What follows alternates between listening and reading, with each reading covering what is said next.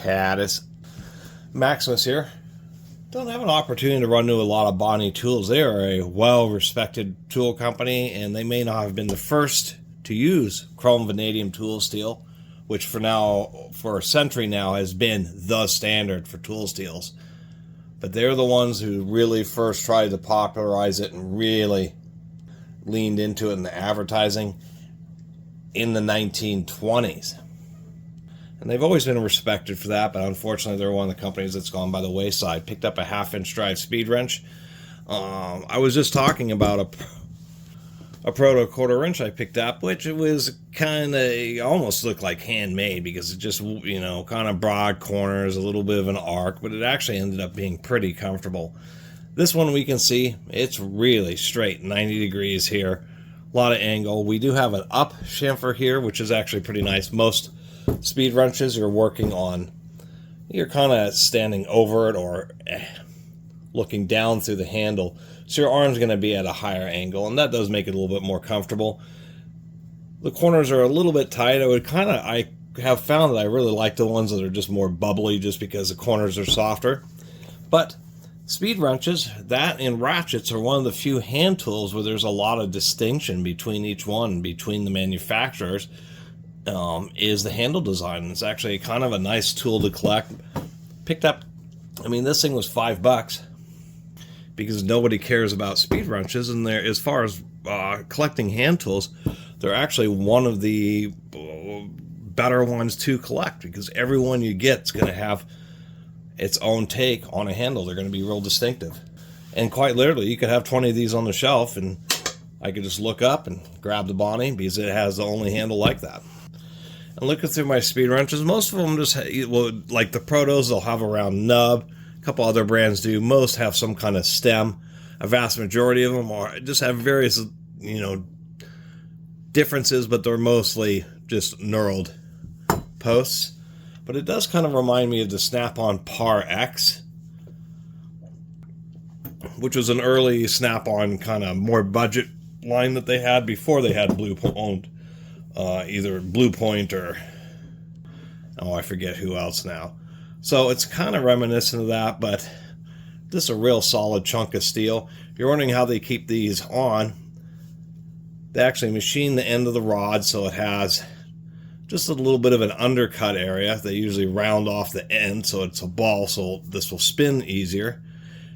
They put this over it, and they actually have a machine that rolls this and actually squishes this down and crimps the handle on, so they're totally non-removable. There are some brands which use like a roll pin and a little groove that's in the handle, but it's actually the exception. Anyway, I think I'm going to end this video here. There's not a lot else to say. Give it a little bit of oil. Most speed wrenches, actually it's about every one I've ever had, if you give it some oil, they'll just return back to no squeaking and really spin smoothly. And they're just kind of a tool that I like. I kind of like using hand tools. I love power tools, but it's just, it gives it a little bit more feedback, and they're really not that slow. One thing I will admit about this Bonney, oddly enough, they have the ball detent a little close to the end of the anvil, but at least in this one, this is like a snap-on detent. This thing, you gotta work to get that socket on there, and you gotta really, come on. That's insane.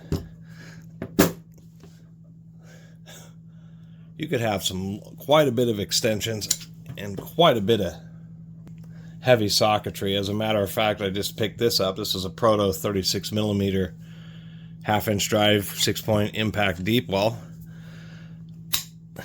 And you never have to worry about this socket. You could have this socket on a 3-foot extension. Well, it may fall off the other end of the extension, but in this case, this is one of the heaviest 1/2-inch drive sockets that you can get, and absolutely holds it quite securely.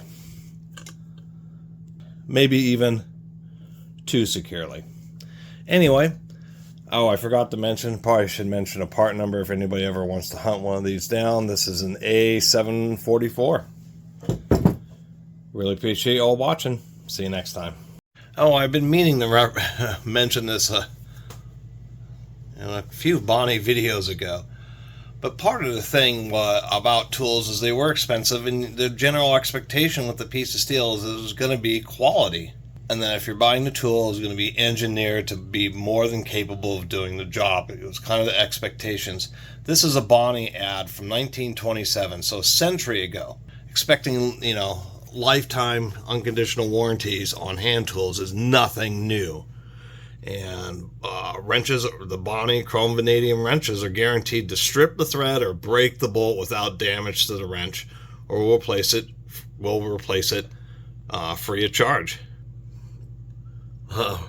Bonney wrenches, chrome vanadium, recommended by all the leading car manufacturers. Been a while since a car manufacturer's recommended a tool brand, that's for sure.